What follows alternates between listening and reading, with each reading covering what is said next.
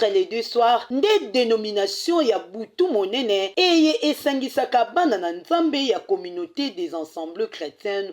Voici l'homme mbala eye basanganaki lisusu na molulu na bango to pe na butu na bango eye ekabolaka bango na mvula eye eleki pe kokotisa bango na mvula ya sika. Solo bana na nzambe ya communauté des ensembles chrétiennes. Voici l'homme basanganaki lisusu pona botondi yawe mokeli na nyonso na bokambami ya mopakolami na nkolo mokambi ya eklesia oyo nkolo asalaka ngolu pe apesa ndingisa na nzela na ye makambo ya ndenge na ndenge esalema pe bato babika bapesa bomoi na bango epai na tata mosali na nzambe François Mutombo. Voici l'homme ye ayebaki kopambola libota na nzambe na maloba kitoko oyo ekotisaki bango penza na kimia pe na esengo nyonso na mvula 2025 moboko na likambo année ya déclaration ya maloba ya mosali na nzambe to pe na lopoto tokoki koloba année de la déclaration de la parole de l'homme de Dieu. Solo bana na nzambe bapambwamaki makasi koleka na milulu yango loyembo mabina pe kosanzola kolo kotombola kiti ya bokonzi na ye ezangaki te na suka na maso bayebaki kobondela pona kobonza mvula eye tokoti ya 2025 na maboko na tata akoba lisusu kosalela bango bolamu ebele. Na mikro ya Olivier Mukendi bazangaki te kotalisa esengo na bango. Chaque jour.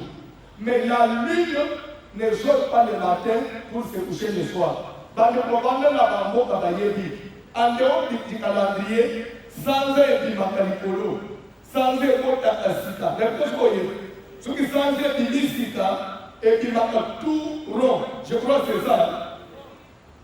Non? Et Bandaka, ça fait longtemps. Et Bandaka, on a hâte de bien, il marque tout rond. Pardon?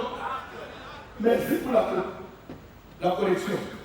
Planade a échangé, ça semble un point retiré, point fermé, mais au Salami Lelo, la banza prochaine étape à la stade.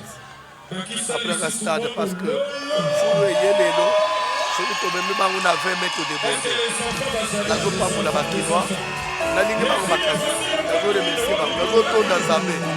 Ce qui est basé dans le Nabino, à Tabawa Ibino na Isobe, Isawe Bobot, Zamba Sonukum, na de Messi Bada Nzambenyos, Yase Kakate, Makweza Ase, Weza, tous les auditeurs, les téléspectateurs, les internautes, Baba Messana, on a des voici l'homme, pas catholique.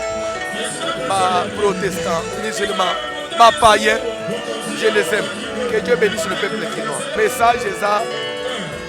Chaque nouvelle an, nouvelle lune, bato baza ko se rendre et pas bato naza kono kozoli loba ya kotambola nango et peuple de Dieu ba kozwa les signes de l'Éternel ba kozwa déclaration oye kotambusa bango tout au long de l'année. L'idée na pesa ki déclaration de l'homme de Dieu. Oye ko couvrir les 365 jours. Dédicace dimanche 11 janvier 2024. Commandé dédicace.